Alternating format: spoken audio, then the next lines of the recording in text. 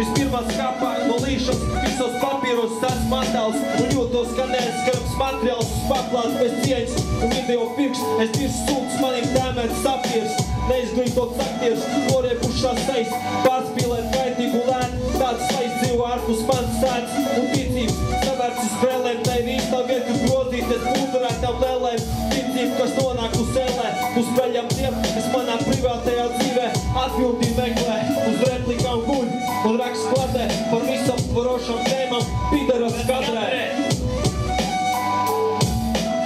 Te tagad. Jā.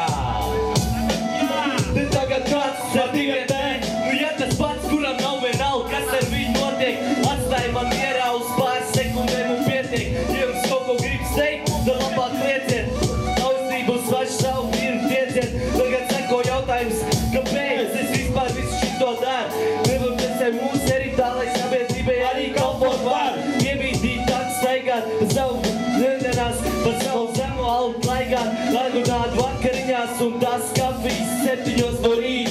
Šita nolādētā rutīna, jo no mazotnes visiem tiek iebīdīt. Lēnām ar taku garā tavu vīru, lai beigās sanāk tīs patriotu švīt. Tad nauda ir vīrišķīga, zini, nauda ir vīrišķīga. Tas ir savādāks, un tāpēc jūtos brīnišķīgi. Un tāpēc jūtos brīnišķīgi.